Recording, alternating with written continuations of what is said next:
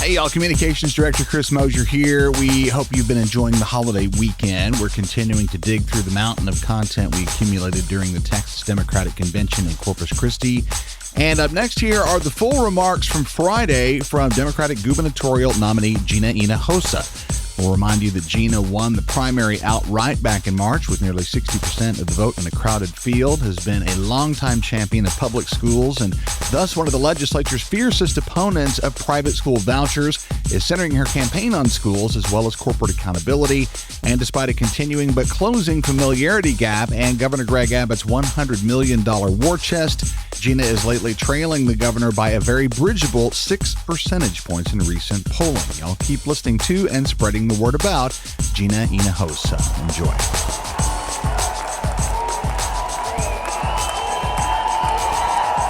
Thank you.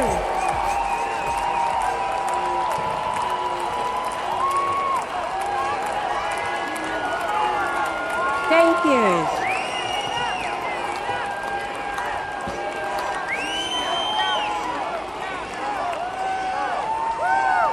Let's give it up for LaTarsha. It's that kind of courage, like we just heard from LaTarsha, that will flip Texas. Thank you for sharing your story, LaTarsha. I am Gina Hinojosa, and I am running to be the next governor of Texas.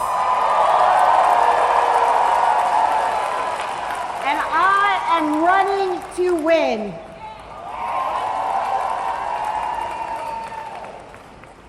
I grew up in this party. I have deep relationships and friendships here. You have always been there for me. And more importantly, you have always been there for the good fight. And for that I am forever grateful to you. Love you too. Thank you. At the same time, I am not running to be the governor for the Democrats. I'm running to be the governor for the people of Texas. For all the people of Texas. Because there is one fight that unites us all. It is the only fight that matters in 2026 because it is the one fight to decide the question of our time. That's, is this the Texas that is by and for the people, or is this great state the billionaire's world and we just live here? That is the one fight in America, and it is the one fight for Texas.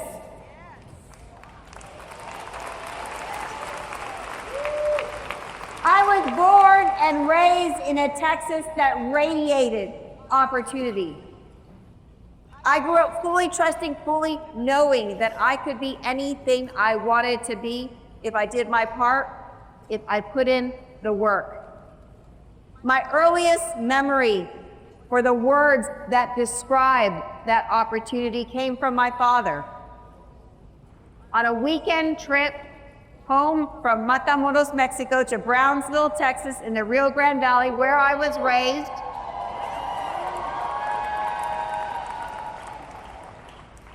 I remember witnessing extreme poverty through the eyes of a little girl and begging on the streets of Mexico. And I asked my dad why.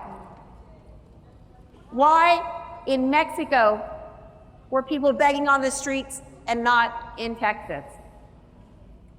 My dad explained, in Mexico they have the rich and the poor and not much in between. And then he said, here, at home we have a strong middle class.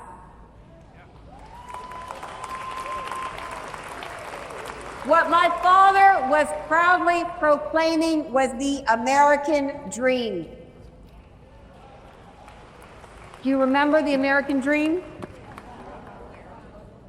The American dream is the promise that if you work hard at a full-time job, you could afford to buy a home. You could send your kids to a good school down the street.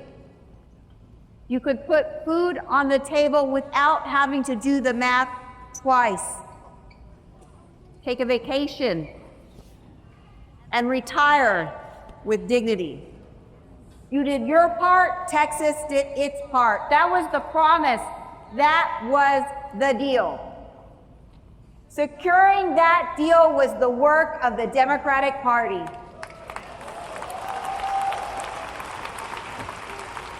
We have iconic, historic examples. FDR's New Deal made home ownership a reality for millions of Americans, creating middle-class wealth in this country. FDR gave working people the right to unionize. Where are my union brothers and sisters? Raising wages and benefits for the millions of working people in America. LBJ prioritized opportunity for all through public schools that leveled the playing field for all children. These were historic wins that created opportunity, that built the middle class. These were our proudest days as Democrats. They were our defining days as Democrats. But we have lost the plot. I will say it plainly because somebody in this party has to. We have lost our way because of a corrupt political system where corporate actors and lobbyists have unlimited money and influence to influence politicians in both parties.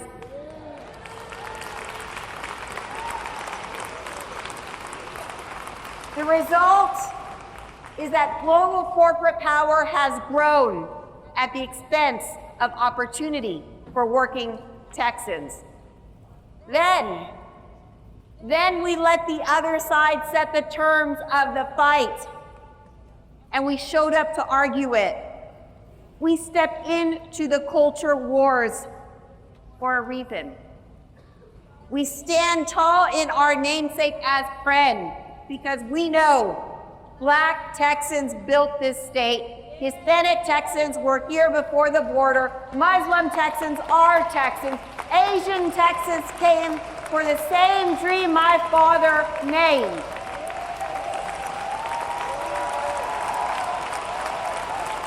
We are right to stand tall with Texans no matter their race, color, or creed, and we always will. Still, while we fought on Greg Abbott's term, he was emptying our pockets. Abbott was secretly taking our money to give to his donors, including $1 billion in no-bid contracts to his donors.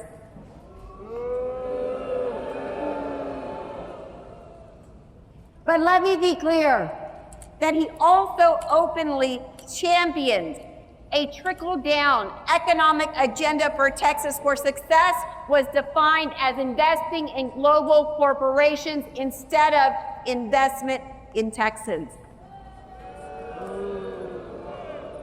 And too many Democrats in office went along. It's an establishment politics that has been descriptively named the corporate uniparty. While Greg Abbott and politicians in the Republican Party have been in charge for 30 years and they own this reality, Democrats must own our failure to name it and fight it.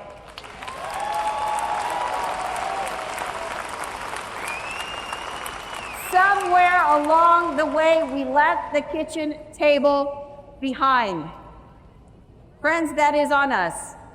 It was never complicated. It is still not complicated. It is always about your good-paying job, the school in your neighborhood, your tax bill that has gone up 75% with nothing to show for it.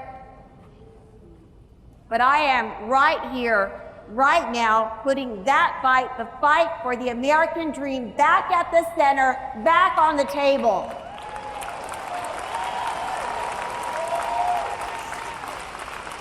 It is the fight for who we are and for who Texas belongs to.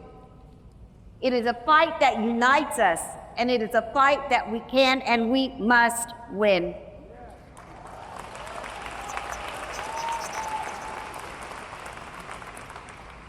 Now, here is the truth about the man who has been in the governor's mansion for 12 years and in statewide office for 30 years since I graduated from high school.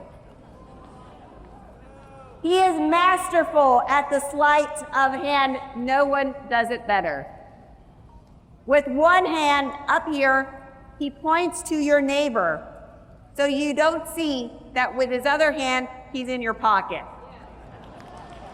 So look down. That money in your pocket, it didn't just vanish. It went to Greg Abbott's donors. Greg Abbott built the biggest data center giveaway in the whole country. The richest men in the world, his donors, are running up your electric bill, guzzling up your water while you pay for it.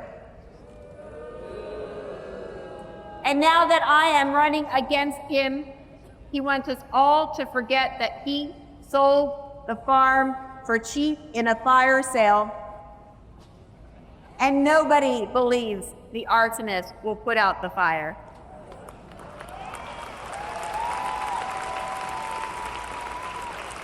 Greg Abbott also took $1 billion from your neighborhood schools to give to unaccountable private schools for his voucher scam after receiving the largest campaign contribution in all of Texas history, $12 million from an out-of-state billionaire with a financial interest in vouchers. There is a name for what you have been paying. It is the Greg Abbott corruption tax.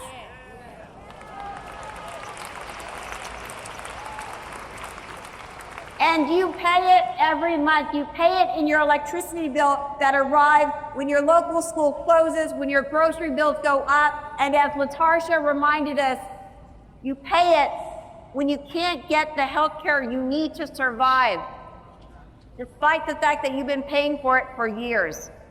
All the while, Greg Abbott's donors get richer. While you paid it out, he kept your eyes up and averted, naming a new scapegoat every week. So the only fight you see is the fight that he picked and not the money that he picked from your pocket.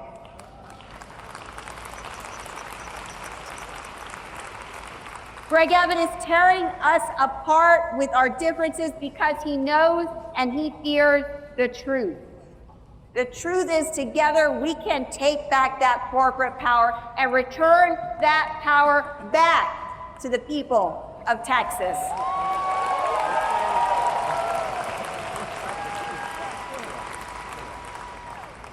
But I didn't come here to talk about him.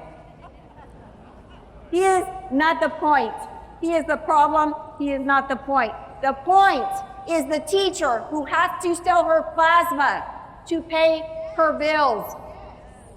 The point is the crane operator who works hard and can't afford to get sick. The point is LaTarsha, who's been paying for health care and can't get the life-saving care she needs. They are the point. They are Texas.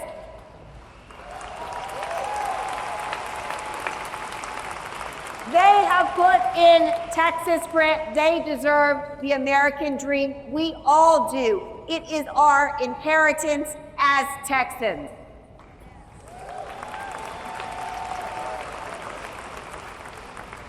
So my agenda is simple, and it is short, because the plan should be as plain as the promise.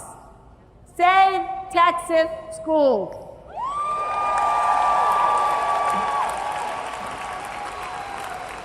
Because there can be no American dream without strong, public schools. Make some noise if you are a proud product of Texas public schools.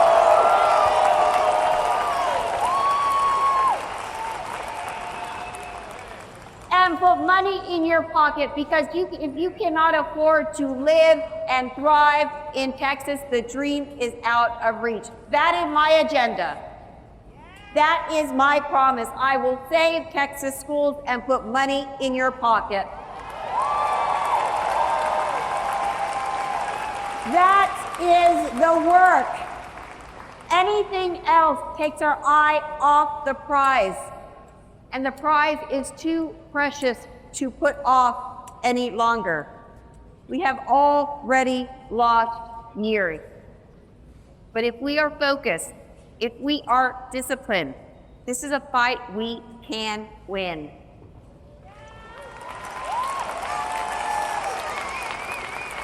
The American dream is ours for the taking, because Texas is a world economic powerhouse, and it is the people of Texas who built that power.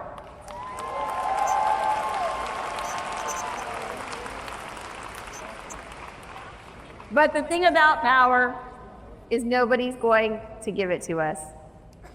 We have to take it back.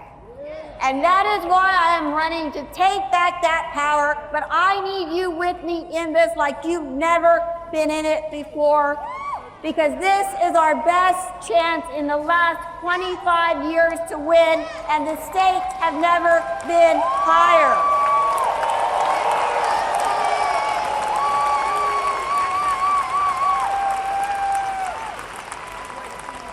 So join the fight with me at GinaForTexas.com, because the American dream is a real thing.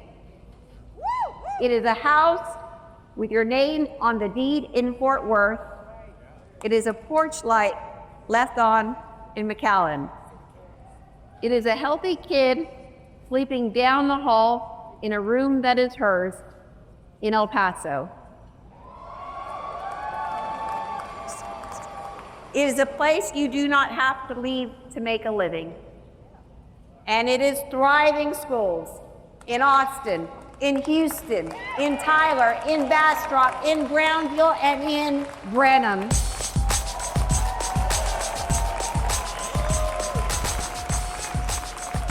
That is home. It's time to take it back, Texas. Let's come home.